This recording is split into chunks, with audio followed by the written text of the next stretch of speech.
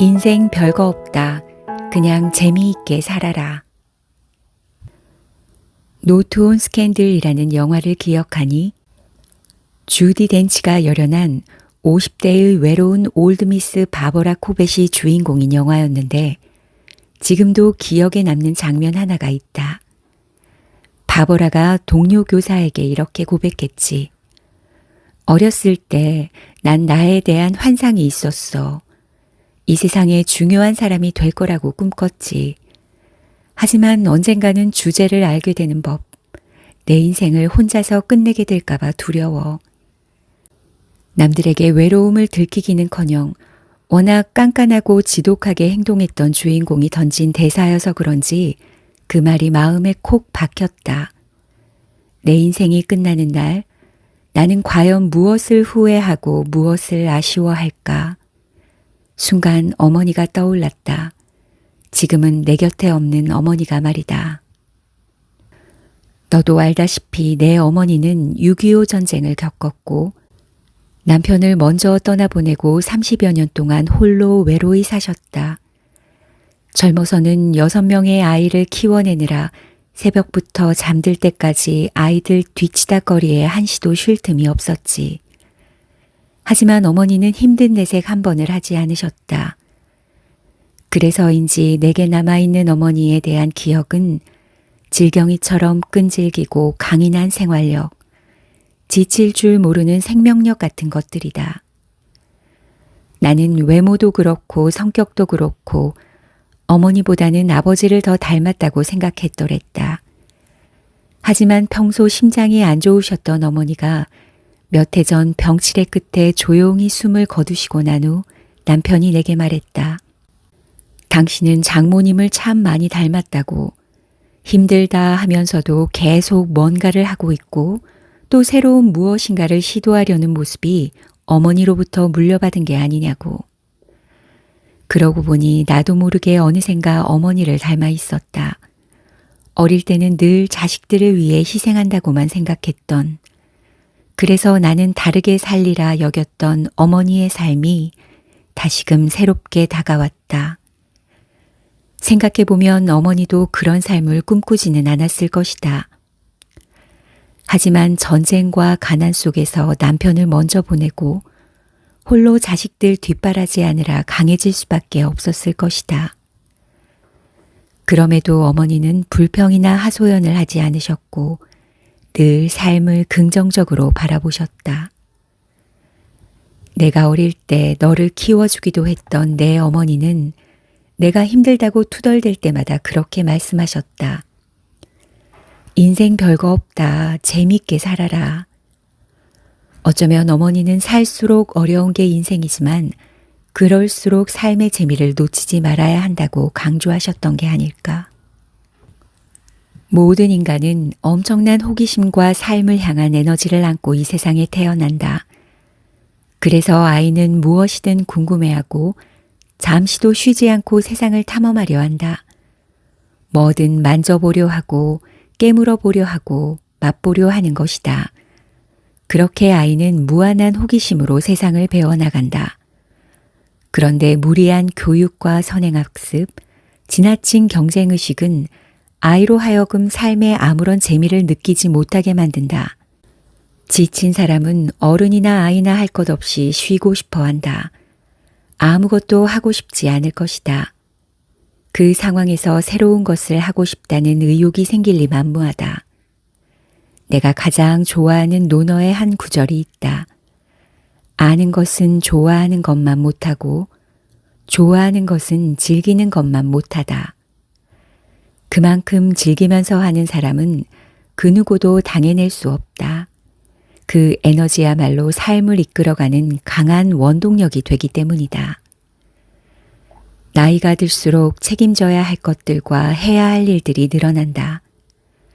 빠르게 변하는 시대를 따라가기 위해 배워야 할 것들도 점점 많아진다.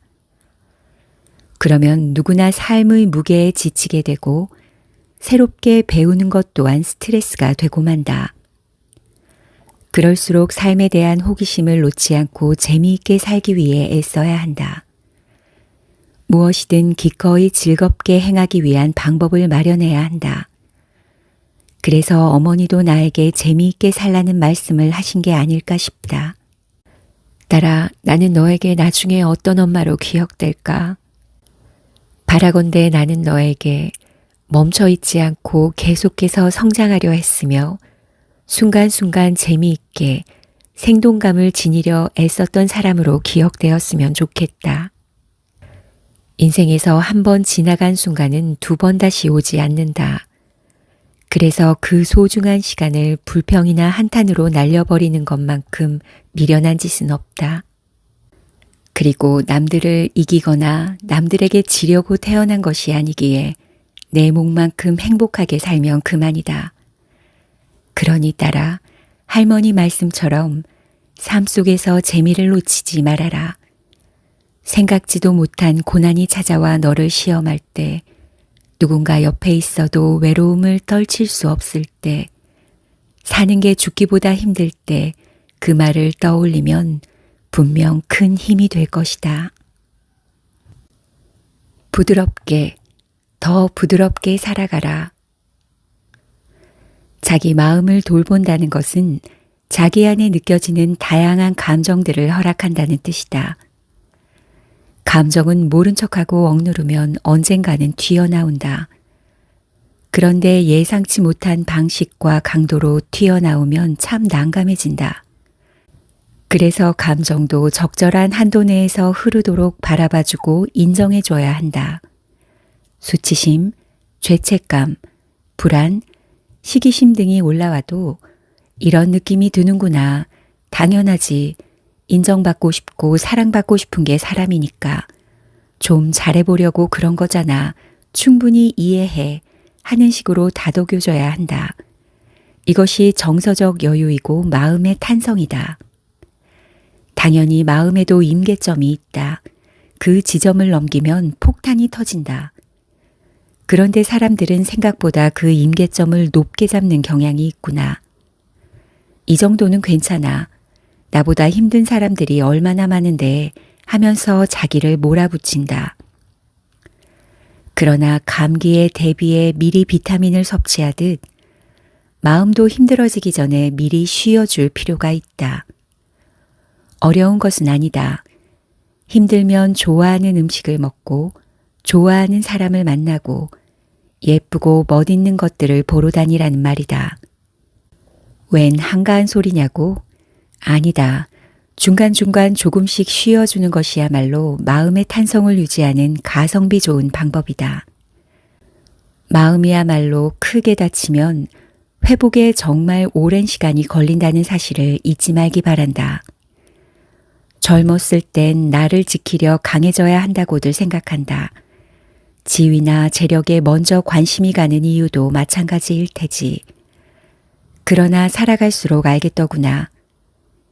힘을 키우는 것만큼이나 마음을 지키는 것도 중요하며 마음을 지키는 가장 좋은 방법은 경직되지 않고 부드러워지는 거라고. 그러니 따라 온 마음을 다해 울고 웃으렴. 모든 감정을 흐르도록 둠으로써 생이 선물하는 다채로움을 가능한 많이 경험하렴. 어떤 시련이 오더라도 마음을 돌보는 일에 인색해지지 말기를 엄마는 진심으로 바란다. 내가 시작해야 할 진짜 공부. 나이든 엄마가 계속 공부를 희망하듯 이제 30대 중반에 이른 너도 진짜 공부를 계속해야 할 때다. 내가 잘하는 동안 해온 공부는 생각하는 힘보다는 문제풀이 방법을, 지혜보다는 지식을 배우는 일이었을 것이다. 하지만 그런 책상머리 공부만으로는 이 험난한 세상을 헤쳐나갈 수 없단다.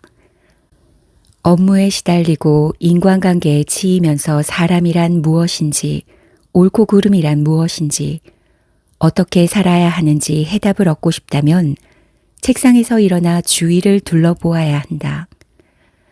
공부란 꼭 펜을 들고 하는 것이 아니다. 아이들은 꽃과 풀에서 지식을 얻고 청춘은 우정과 연애를 경험하며 깨달음을 얻는다. 좌절과 실패는 직접 겪어봐야만 배울 수 있는 최고의 공부다. 살아있는 경험이 사상과 이론을 만나면 지혜로 깊어진다. 운전하는 법이 지식이라면 지혜는 자동차가 어디로 가는지 아는 것이다. 지식만 있는 사람은 작은 일에도 흔들리지만 지혜로운 사람은 쉽게 흔들리지 않는다. 진짜 공부란 지혜를 얻는 일이요. 내 삶의 뿌리를 단단하게 만드는 것이다. 인생을 알고 싶으면 고전을 읽으라는 말이 있다. 한 인간이 평생 경험할 수 있는 사건은 한정적인데 반해 고전은 오랜 세월을 걸쳐 많은 사람에게 널리 읽히며 검증받은 책으로 그 안에는 살아가는 데 필요한 모든 것이 녹아있기 때문이다. 희망의 인문학의 저자 얼 쇼리스는 노숙인, 빈민, 죄수들에게 인문학을 가르쳤다. 먹고 살기도 힘든 그들에게 직업 교육이 아닌 인문학을 가르친 이유가 무엇일까? 그들에게 진짜 필요한 것은 존재의 의미와 가치를 통찰할 수 있는 정신적 자산인데 그동안 그런 것을 배울 기회가 없었기 때문이다. 그러다 보니 그들은 너무나도 삶을 즉흥적이고 충동적으로 살고 있었다. 아무 의미 없이 삶을 낭비하고 있었던 것이다. 그래서 얼 쇼리스는 그들에게 스스로 성찰하고 탐색할 수 있는 학습의 장을 마련해 주었다. 너에게 고전을 권하는 이유도 마찬가지다. 하루가 다르게 급변하는 현대 사회에서 진정으로 필요한 것은 나와 세상을 통찰할 수 있는 능력이다. 그래야 길을 잃지 않는다. 살아있다는 건 공부한다는 것이고 공부를 하는 한 인간은 성장한다. 그러므로 평생 공부를 놓지 말기 바란다. 그리고 그렇게 공부해서 얻은 지식과 지혜는 다른 이들과 나누며 살아가렴. 내가 가진 게 얼마든 그것을 좀 더 나은 세상을 만드는 데 투자하라는 말이다. 모든 사람은 연결되어 있어서 서로가 서로에게 영향을 미치기 때문에 타인이 행복하지 않으면 결국 나도 행복할 수 없다. 그리고 사람은 누구나 의미 있는 존재가 되고자 하는 욕구를 가지고 있다. 그러므로 내가 세상의 일원으로서 이 세상을 조금이라도 나아지게 하는 데 기여한다면 그것이야말로 가장 의미 있는 활동이 아닐까 싶다. 기부를 해도 좋고 관심 있는 사회 활동을 SNS로 전파해도 좋다. 작은 일이라도 누군가를 위한 진심 어린 행동은 무엇과도 바꿀 수 없는 소중한 가치이기 때문이다.